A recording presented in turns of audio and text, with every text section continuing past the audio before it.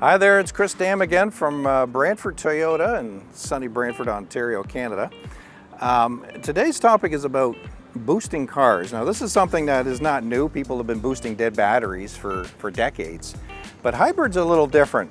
And we're going to get into the do's and don'ts because if you don't do it right, it can get kind of expensive. What makes a hybrid a little different as far as boosting a battery is the battery, to start with, it still has a 12-volt battery like you have in any other car historically, but that battery's not under the hood anymore. So you think, well, it's a hybrid. It has this big this big nickel metal hydride battery or lithium battery. Why does it need the 12-volt? Well, we still need that 12-volt battery to sort of get things going. It runs your accessories, kind of gets the car started, and then from there everything takes over. But if we're looking under the hood under this 2025 Crown, which is a hybrid, there's no room for that 12-volt anymore. So they tend to put them in the back of the car. So if you have like say a Highlander or a Sienna hybrid, same thing. You'll find it in the hatch area, is usually off to one side. And you can boost off of that. It is a little different battery than you would say normally get in a gasoline car, but for the most part works the same way. So yes, you can boost off that battery and get things going. The problem is the back of the car, the tailgate, the trunk, in most cases is electronic.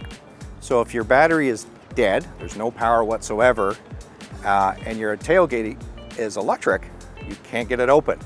Now in the past there were ways to kind of crawl through and get your hand inside the tailgate and make it. It's not easy. You might get a few scrapes and scratches. So what they do is they actually have something under the fuse box, and that's what we're going to show you next, is how to boost it safely from the fuse box to get things working. So again, we're under the hood of the Crown. There's no 12-volt battery to boost off of it, and incidentally, I recommend using like a booster pack, something that's dedicated to boosting a car rather than using someone else's car. Yes, you can still do that, but when you touch something a little wrong, you're not only damaging electronics in the car you're trying to boost, but you could damage the other car as well. So always a good idea to either call CAA or Toyota Roadside or a booster pack.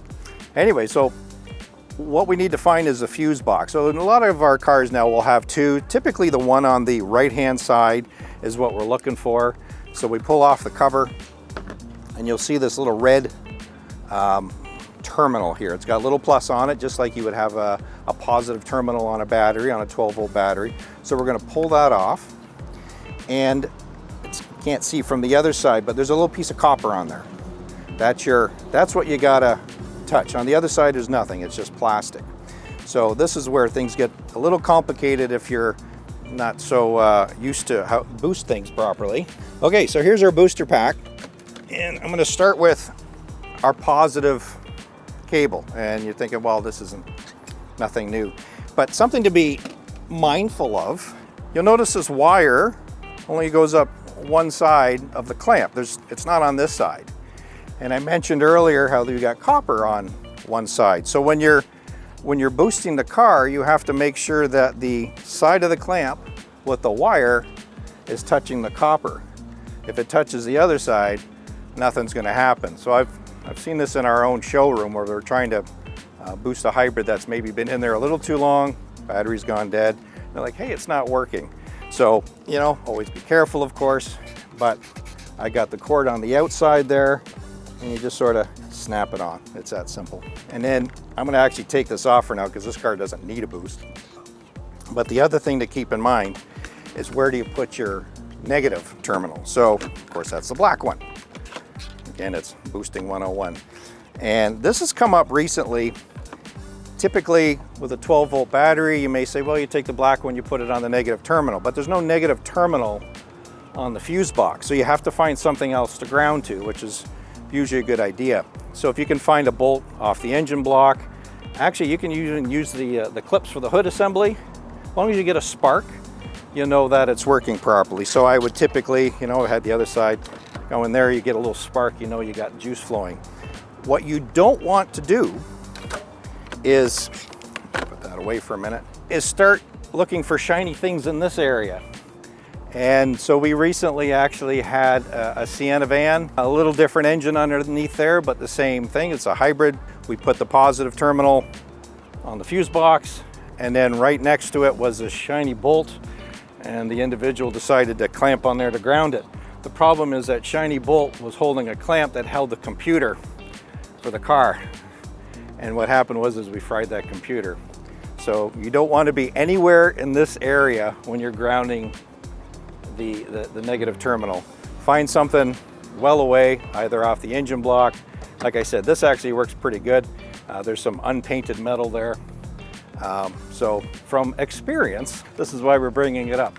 Because yeah, it's not so cut and dry how to boost these things. A couple things to keep in mind. Make sure you got the copper side on the right side there, and boost off of something other than the computer in the vehicle. There you go, that's how you boost a dead battery on a hybrid vehicle. Again, it's nothing terribly complicated.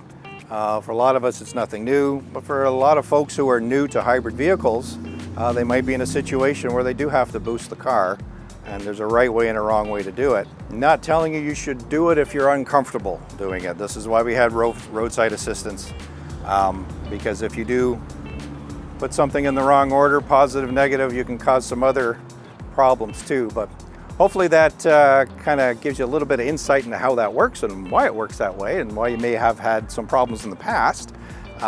If you like this video, please like and subscribe on the bottom. And until next time, have a great day. This is Chris Dam from Brantford Toyota.